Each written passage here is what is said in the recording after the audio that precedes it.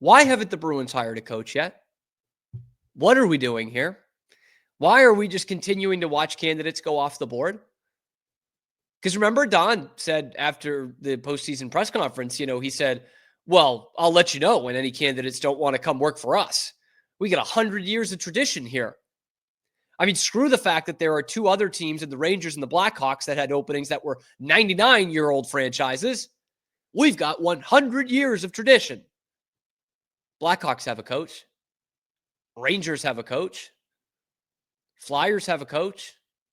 Ducks have a coach. The Bruins do not. What are we doing here? What are we waiting on here? And I go back to what Don Sweeney also said in that coaching search. He wants someone with head coaching experience and a guy that fits in with, can do something else creatively, can evolve offensively, I believe was the term that he used, which is something we will come back to here. Steve Conroy of the Boston Herald had a great article talking with Sweeney and breaking down this coaching search and what it looks like now. Don says that they are narrowed in, that they're pretty close to making a head coaching announcement. And I saw this, I read this, I said, okay, that means it's coming today or tomorrow. I'll wait on it. Hasn't come. We're still waiting on it. And I mean, this would be perfect to come out today because it's a Friday, and they'll probably do it at about 5:30 or 6 o'clock Eastern time. Just a classic Bruins Friday news dump for this lame duck coach that nobody's ever heard of. And then when we go in and actually see what they've done, we're going to start criticizing the team. So guaranteed they'll do it on a Friday afternoon.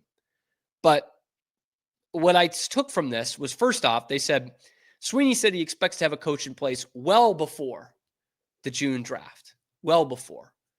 Because we know from Don Sweeney's experience that you've got to have everything in place so long before the NHL draft, or else it's a complete mulligan.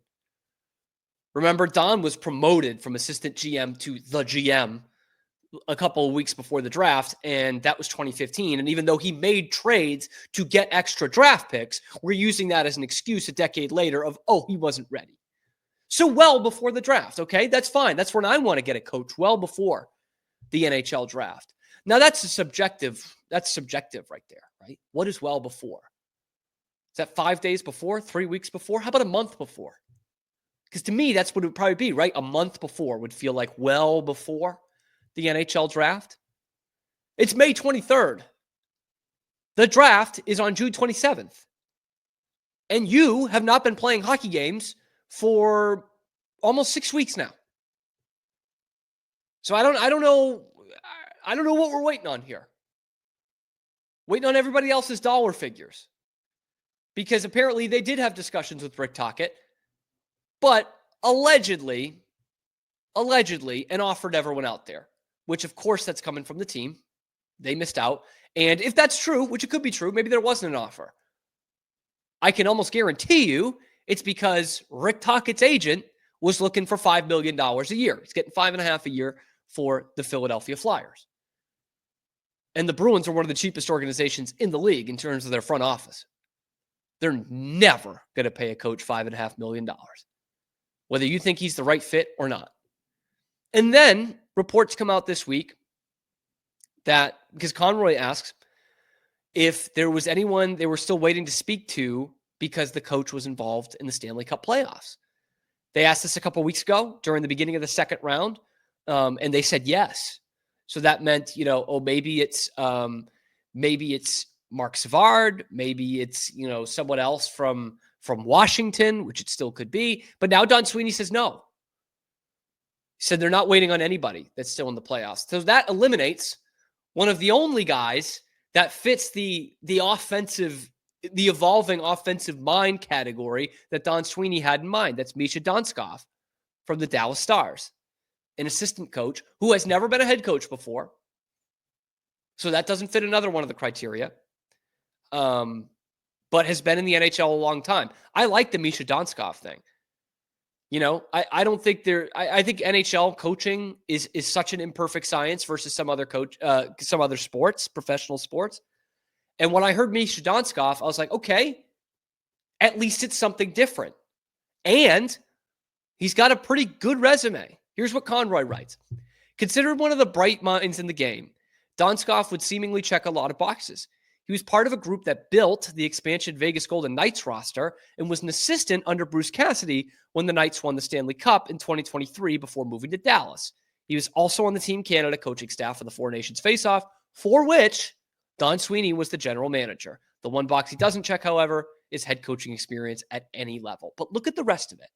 Team Canada, I'm not going to lie. I throw out the Team Canada shit, okay? Like Don Sweeney, because I do it with Don Sweeney. Don Sweeney being the GM of Canada and finding the best NHL players that come from the nation of Canada and putting a team together does not impress me in the slightest, okay? So I'm throwing that out. But look at the other stuff.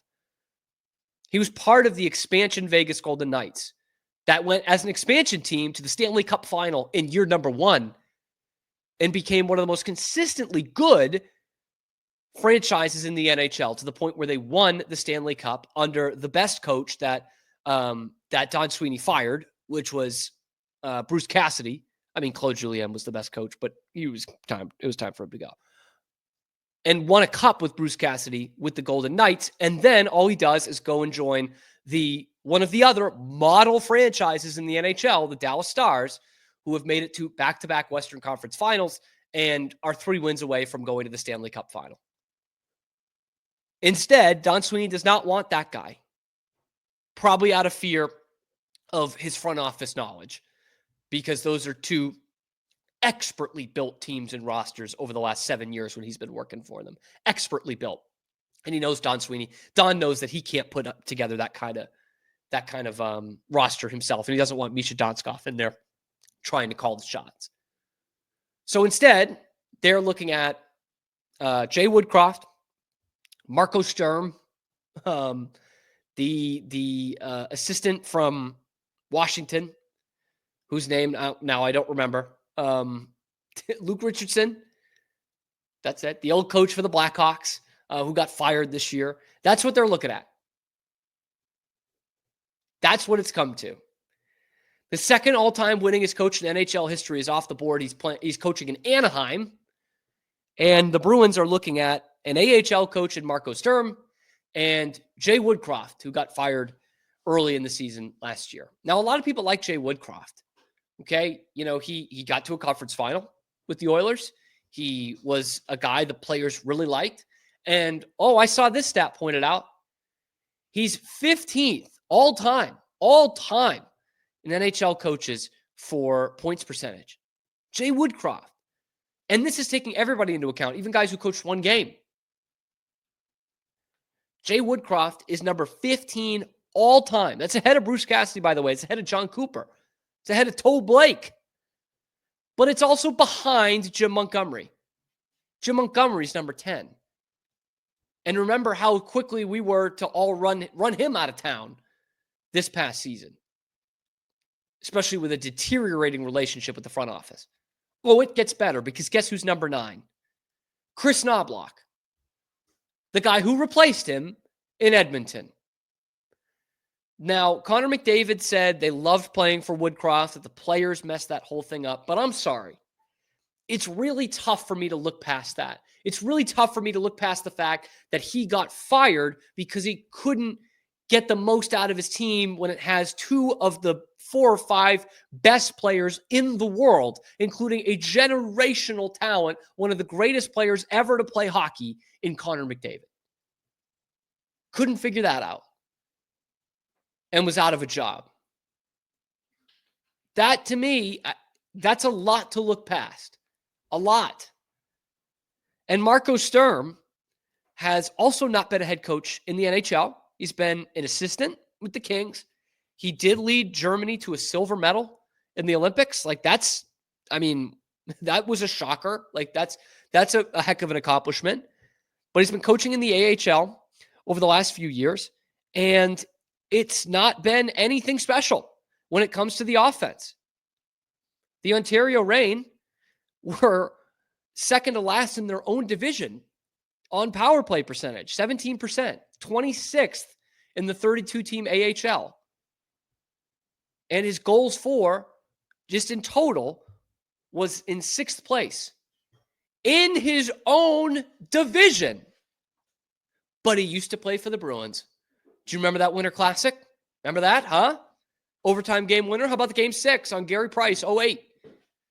Boy, that really brought hockey back to New England. This building is vibrating. Marco Sturm, baby.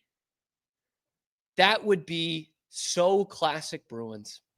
So classic. Like, if you look at the history of the Bruins for decades and decades and decades, all they did was just hire former players, right? Like, forever.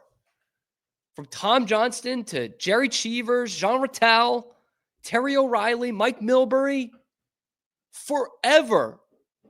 It took Pat Burns in the late 90s to finally buck that trend. And it looks like they might go right back to it. Because I'm sorry. What has Marco Sturm proven?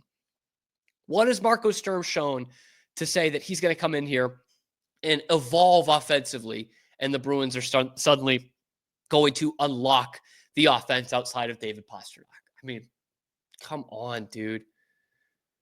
And I feel bad for Joe Sacco at this point. The poor guy. Like, he's just being strung along. Oh, no, Joe's part of our search. Jay Leach is part of our search. If it's one of those two guys, they should be handing out free fucking tickets. Like, that would be such horse shit. If you strung along a fake faux coaching search for over a month, and then you just take one of those guys, the interim coach, or you promote the assistant because they're cheap for no other reason than because those guys are cheap, then how do you sit here and watch this team for 82 games? How do you support them? How do you spend $260 fucking dollars on a new jersey that they're going to roll out? 3 of them probably. It's horse shit. And they're just, again, playing with your emotions again. They can't attract a coach here, so they extend their GM to the shortest extension you can sign him to, just to be half in, half out the whole time. Cam Neely says this is going to be a prove-it year for Don Sweeney, and before he can prove fucking anything, they extend him. This is going to be a big season for Don. And before free agency, before the draft, before you even fucking hire a coach, you extend him. What has he done? What has he done from that month to now that you're like, you know what? I love the plan. Let's extend him. What plan? What plan? He's about to hire an AHL coach just because he used to wear the jersey 10 years ago. What are we fucking doing? What are we doing here? What has this organization proven at all? They're fucking stringing you along and they're lying to you day after day after day. They just middle finger you. This is the worst season in 20 years. You want the GM gone. He hasn't proven anything. Oh, guess what? We'll extend him before he needs to make any of those moves, and we're going to jack up the season ticket prices. They hate you. The Bruins hate you, the fans. They hate you. But anyway, let me know what you think down in the comment section below. How bullshit is this coaching search? And who do you want to be the next head coach of the Boston Bruins? Let me know in the comment section below. Be sure to like the video, subscribe to the channel if you want Don Sweeney fired. And also make sure to join us 5 days a week live on YouTube and then wherever you get your podcasts. Check out the other videos on the channel talking Bruins and everything Boston sports. I'm your host, Cam Stewart. Zach Burke keeps us on the air 5 days a week.